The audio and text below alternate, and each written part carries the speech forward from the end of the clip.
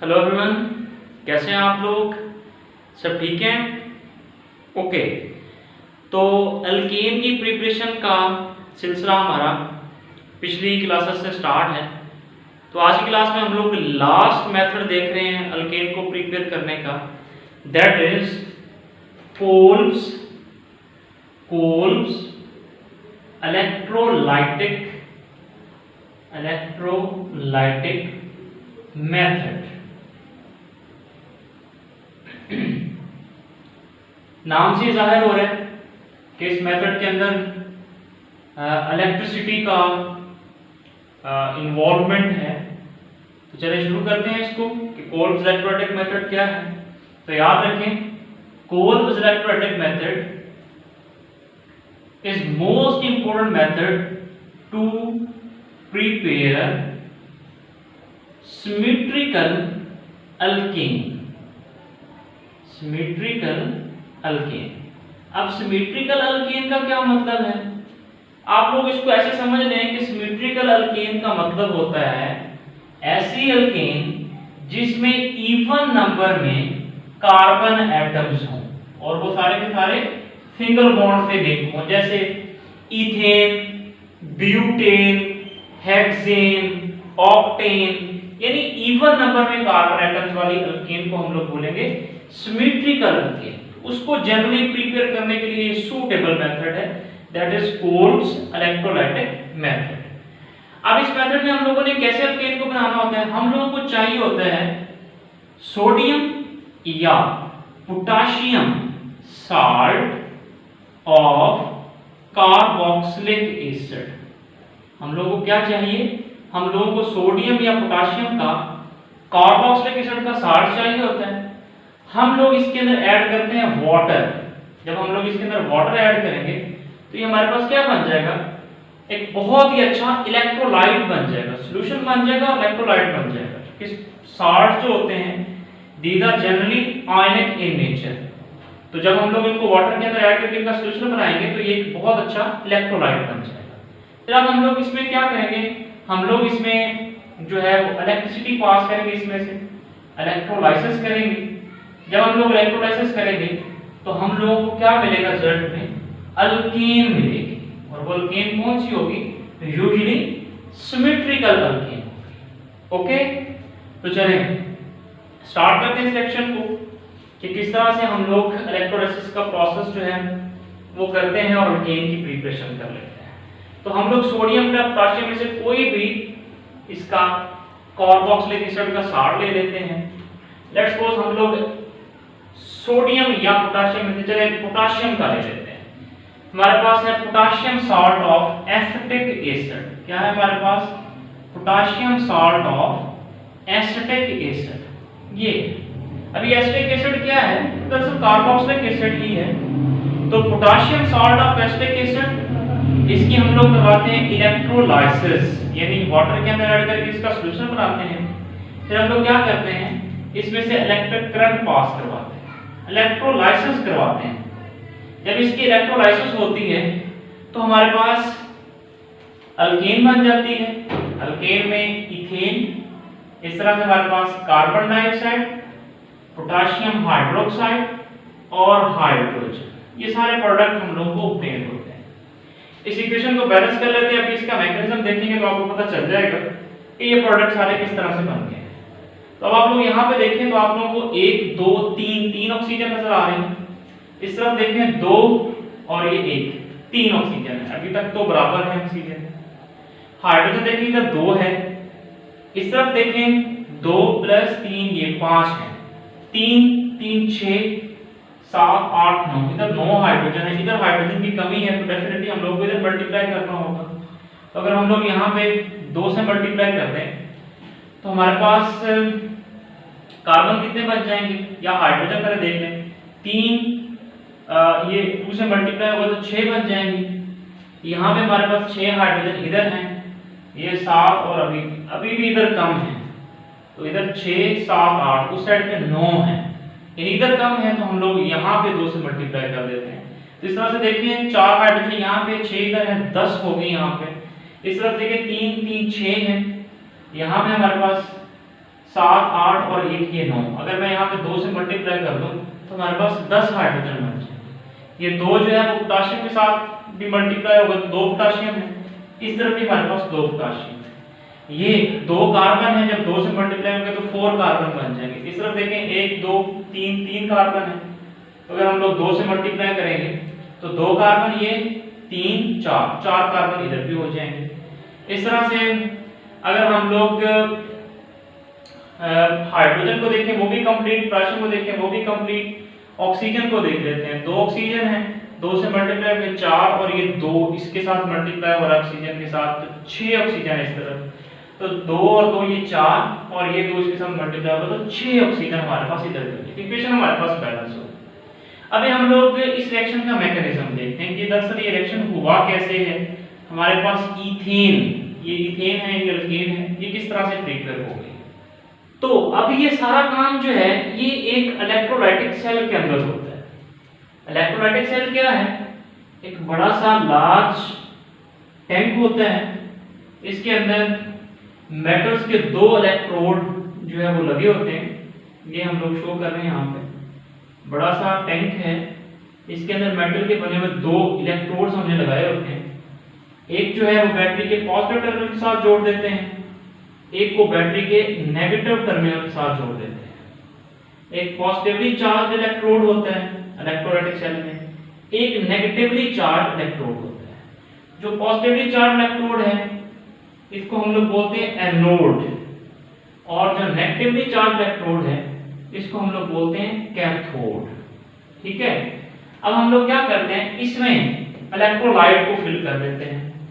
हमारे पास इलेक्ट्रोलाइट क्या है इस केस में, ये हमारे पास इलेक्ट्रोलाइट है potassium salt of acetic acid जो कि वाटर के अंदर हमने ऐड किया हुआ है। तो ये हमारे पास इलेक्ट्रोलाइट है, ये उठा के हम लोग इस टैंक में डाल देते हैं। अब जैसे हम लोग स्विच को ऑन करते हैं तो अब जो पॉजिटिव आयन होते हैं, पॉजिटिव आयन ये कैथोड के पास चले जाते हैं, और जो नेगेटिव आयन इस इलेक्ट्रोलाइट के अंदर मौजूद होते हैं वो सारे एनोड के गिर्द जमा हो जाते हैं।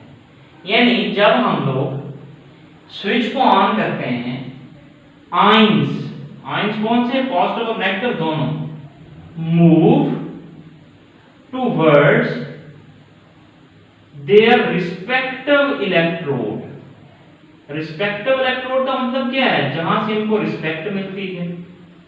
रिस्पेक्ट कहां से मिलेगी, पॉजिटिव को नेगेटिव की तरफ से रिस्पेक्ट मिलेगी, और नेगेटिव को किस तरफ रिस्पेक्ट मिलेगी, पॉजिटिव की तरफ रिस्पेक्ट मिलेगी। इसका मतलब नेगेटिव आयन सारे एनोड पे, नेगेटिव आयन सारे एनोड पे, पॉजिटिव आयन सारे कैथोड पे। अब ये रिस्पेक्टिव इलेक्ट्रोड पे जाके क्या करेंगे, आयन जब रिस्पेक्टिव इलेक्ट्रोड पे पहुंच जाएंगे तो ये यहां पे आके डिस्चार्ज होंगे। डिस्चार्ज का मतलब क्या, अपने चार्ज को खत्म करेंगे। नेगेटिव आयन एनोड पे आके चार्ज को खत्म करेंगे, पॉजिटिव आयन कैथोड पे जाके चार्ज को खत्म करेंगे, यानी डिस्चार्ज होंगे। अब नेगेटिव आयन अपने इलेक्ट्रॉन्स लूज करके डिस्चार्ज होंगे, पॉजिटिव आयन इलेक्ट्रॉन गेन करके डिस्चार्ज होंगे। नेगेटिव आयन जब इलेक्ट्रॉन लूज करेंगे तो इस प्रोसेस को हम लोग बोलते हैं ऑक्सीडेशन। क्या बोलते हैं, ऑक्सीडेशन। यानी हम ऐसे कह सकते हैं कि एनोड पे ऑक्सीडेशन टेक प्लेस हो गई। अब जो पॉजिटिव आयन है वो इलेक्ट्रॉन गेन करेंगे, और इस इलेक्ट्रॉन गेन करने के प्रोसेस को हम लोग बोलते हैं रिडक्शन। तो हम लोग ऐसे बोल सकते हैं कि कैथोड पे रिडक्शन टेक प्लेस हो गई। ठीक है, तो हमारे पास फिर करस्पॉन्डिंग प्रोडक्ट्स बन जाएंगे। किस तरह से, चलिए रिएक्शंस की फॉर्म में देखते हैं। हमारे पास क्या है, potassium salt of acetic acid है, इसके हमारे पास है 2 molecules, 2 CH3 C double bond O negative K positive. तो ये potassium salt of acetic acid के 2 मॉलिक्यूल्स हैं। जब हम लोग इसको वाटर में ऐड करेंगे तो ये आयनिक कंपाउंड है, तो ये फौरन आयोनाइज हो जाएगा। किसमें, 2 CH3 C double bond O negative plus 2 potassium ions. Okay, इस तरह से वाटर जो है is itself ability to little bit ionise. Water भी वीक सा इलेक्ट्रोलाइट है, अच्छा इलेक्ट्रोलाइट नहीं है लेकिन एक वीक इलेक्ट्रोलाइट है, तो ये भी आयोनाइज हो जाएगा, हाइड्रोजन आयन और हाइड्रोक्साइड आयन है। अब ये दोनों नेगेटिव आयन हैं, ये दोनों पॉजिटिव आयन हैं। दोनों नेगेटिव आयन कहाँ पे जाके इकट्ठे हो जाएंगे? एनोड की तरफ जाके या नोड के पास इकट्ठे हो जाएंगे। और जो दोनों पॉजिटिव आयन है वो कहाँ पे चले जाएंगे? कैथोड के पास चले जाएंगे। तो हम लोग पहले एनोड पे देखते हैं, एट एनोड। अब एनोड पे हैं दो डिफरेंट तरह के नेगेटिव आयन्स। एक ये हमारे पास नेगेटिव आयन है और एक हमारे पास हाइड्रोक्साइड आयन है। तो इन दोनों में से ये जो हमारे पास आयन है, it has more ability to oxidise. Hydroxide ion की निस्बत इसकी ज्यादा एबिलिटी है इलेक्ट्रॉन लूज करने की, ऑक्सीडाइज होने की। तो ये वाले जो आयन हैं, लिख देते हैं हम लोग यहाँ पे 2CH3 C double bond O negative. इन आयंस की हाइड्रोक्साइड आयन के मुकाबले में ज्यादा एबिलिटी इलेक्ट्रॉन लूज करने की। तो ये नोड पे क्या करेंगे? डिस्चार्ज होंगे, इलेक्ट्रॉन को लूज करेंगे। हमारे पास क्या बन जाएगा? 2CH3 C double bond O और एक इलेक्ट्रॉन और 2 इलेक्ट्रॉन यहां से रिमूव हो गए। ठीक है, इस बात को थोड़ा समझें। देखिए ये नेगेटिव चार्ज है। नेगेटिव चार्ज का मतलब क्या होता है? दरअसल 2 इलेक्ट्रॉन्स ही होते हैं। होगा ऐसे, मैं यहाँ पे हाथ रख लेता हूँ। एक मॉलिक्यूल, ये एक आयन है। जब ये एक आयन है तो ये अपना इलेक्ट्रॉन लूज कर देगा, तो पीछे इसके पास कितना इलेक्ट्रॉन बचेगा? एक। अब यहाँ पे 2 हैं, इसका मतलब दूसरा भी अपना एक इलेक्ट्रॉन रिमूव करेगा, उसके पास भी एक इलेक्ट्रॉन बच जाएगा। इस तरह से हमने इकट्ठा लिख दिया यहाँ पे।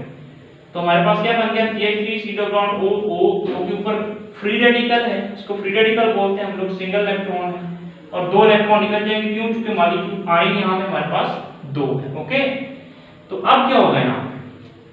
अब इसको मैं यहाँ पे लिख लेता हूँ 2CH3 C double bond O और ये फ्री रेडिकल यहाँ पे। ठीक है, अब यहाँ पे देखें। अब ये वाली बहुत रिएक्टिव स्पीशीज होती है जब किसी जो है एटम के ऊपर एक इलेक्ट्रॉन आ जाए, तो ये इलेक्ट्रॉन जो है वो यहाँ पे शिफ्ट होगा इधर। अब ये वाला बॉन्ड है, इस बॉन्ड का मतलब क्या? 2 इलेक्ट्रॉन है, इधर से एक इलेक्ट्रॉन इसके साथ मिल जाएगा। तो अब ये वाला एक इलेक्ट्रॉन इधर आ गया, ये वाला इलेक्ट्रॉन इधर आ गया, दोनों आपस में शेयर हुए, यहाँ पे पेयर अप हुए और यहाँ पे क्या बन गया? डबल बॉन्ड बन गया। अब इधर एक इलेक्ट्रॉन बचा होगा, ये इलेक्ट्रॉन इस कार्बन के पास आ गया। इसको हम लोग इस तरह से शो करते हैं। तो हमारे पास क्या बच गया? 2CH3 यहाँ पे इलेक्ट्रॉन और यहाँ पे जरा देखें क्या बना है हमारे पास? ये बना है हमारे पास C double bond O double bond O। एक इलेक्ट्रॉन ये मिल गया, एक इलेक्ट्रॉन इसी कार्बन के साथ इधर वाला इसने यहाँ से बॉन्ड तोड़ा और इसके साथ शेयरिंग कर ली, तो यहाँ पे बन गया। तो ये क्या है हमारे पास? CO2 carbon dioxide. ये कितने मॉलिक्यूल है? 2 हैं, तो ये कितने बनेंगे? 2 बनेंगे। इसको आप ऐसे भी लिख सकते हैं ना, और 2CO2 कार्बन डाइऑक्साइड हमारे पास बन गया। अब ये हमारे पास 2CH3 है, ओपन करके लिख देते हैं CH3 ये इलेक्ट्रॉन, ये दूसरा CH3 ये इसका इलेक्ट्रॉन, ये हमारे पास यहाँ देखें ये इलेक्ट्रॉन यहाँ पे आया, ये इलेक्ट्रॉन यहाँ पे आया, दोनों ने यहाँ पे आपस में बॉन्ड बनाया, शेयरिंग हुई, तो ये हमारे पास बन गया CH3 सिंगल बॉन्ड CH3। तो इस तरह से गौर से देखें आप लोग, तो आपके पास यहाँ पे अल्केन भी बन गई, ये अल्केन बनी हुई है और 2 कार्बन डाइऑक्साइड के मॉलिक्यूल हैं, 2 कार्बन डाइऑक्साइड के मॉलिक्यूल। तो एनोड पे ये रिएक्शन टेक प्लेस होता है, यानी हमारे पास ये चीज भी प्रिपेयर होगी और ये चीज भी प्रिपेयर होगी। ओके, अब कैथोड पे क्या रिएक्शन होता है? एट कैथोड, कैथोड पे कौन से आयन होंगे हमारे पास? कैथोड पे होंगे हमारे पास पॉजिटिव आयन। पॉजिटिव आयन कौन से हैं? ये हमारे पास पोटेशियम आयन है और हाइड्रोजन आयन। अच्छा, एक काम और करना है हम लोगों ने यहाँ पे, वाटर के कितने मॉलिक्यूल हमारे पास? 2। इधर हमने कितने को आयनाइज किया होगा? 1 को, तो 2 को करते हैं ना यहाँ पे, तो 2 हाइड्रोजन आयन 2 हाइड्रोजन। ओके, तो अब देखें यहाँ पे एट कैथोड, कैथोड पे हमारे पास हाइड्रोजन आयन और पोटेशियम आयन। अब एनोड से ये जो 2 इलेक्ट्रॉन रिमूव हुए हैं, इलेक्ट्रॉन ट्रेवल करके किधर आएंगे? इस वायर में से किधर आएंगे? कैथोड पे आएंगे। यहाँ पे जो हाइड्रोजन आयन है, पोटेशियम आयन है और हाइड्रोजन आयन, इन दोनों आयन में से रिड्यूस होने की एबिलिटी ज्यादा हाइड्रोजन आयन की है, यानी hydrogen ion have more ability to reduce. तो ये इलेक्ट्रॉन को बड़ी जल्दी गेन कर लेंगे। हमारे पास क्या है यहाँ पे? 2 हाइड्रोजन आयन है, ये हम लोगों ने शो किए हुए यहाँ पे। तो ये जो एनोड पे इलेक्ट्रॉन रिमूव हो गए हैं, ये इलेक्ट्रॉन यहाँ से मूव करेंगे और यहाँ पे अगर यहाँ पे इलेक्ट्रॉन की एडिशन होगी, किसमें, हाइड्रोजन आयन। तो दो हाइड्रोजन आयन दो इलेक्ट्रॉन को गेन करेंगे और हमारे पास क्या बन जाएगी, हाइड्रोजन गैस बन जाएगी। ओके, किस तरह से बनी, देखो एक हाइड्रोजन आयन है, जब इसमें एक इलेक्ट्रॉन ऐड होगा, ये इलेक्ट्रॉन ऐड हो गया इसमें, तो पॉजिटिव चार्ज इसका खत्म हो गया। दूसरी हाइड्रोजन है, इसके ऊपर क्या चार्ज है, पॉजिटिव, जब इसमें इलेक्ट्रॉन ऐड होगा तो इसका पॉजिटिव चार्ज खत्म हो जाएगा।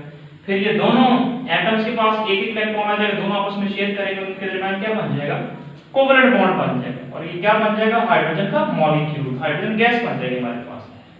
ठीक है, इस तरह से हमारे पास अब बच गया दो पोटेशियम आयंस और दो हाइड्रोक्साइड आयन। तो ये दो पोटेशियम आयन और दो हाइड्रोक्साइड आयन आपस में कंबाइन होंगे, हमारे पास बन जाएगा 2KOH।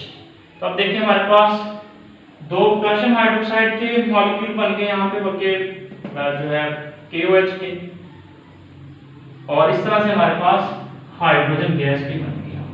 तो याद रखें इस मेथड की भी एक लिमिटेशन है कि हम लोग इस मेथड को यूज करके मीथेन की फॉर्मेशन नहीं कर सकते, हम लोग मीथेन नहीं बना सकते। इसके साथ साथ एक बात और भी याद रखें, अल्केन को बनाने का ये जो कोल्ब्स इलेक्ट्रोलाइटिक मेथड है एक बेहतर और एक अच्छा मेथड नहीं है, सूटेबल मेथड नहीं है। इसकी वजह क्या है, इसकी वजह ये कि इस प्रोसेस के अंदर बहुत सारे साइड प्रोडक्ट्स भी ऑब्टेन होते हैं। इस वजह से अल्केन्स जो हैं, अल्केन्स इसकी यील्ड बहुत कम होती है, वेरी लो यील्ड, यानी एक अच्छी मिकदार में नहीं बनेगा। क्यों? चूंकि इसमें हमारे पास साइड प्रोडक्ट बहुत ज्यादा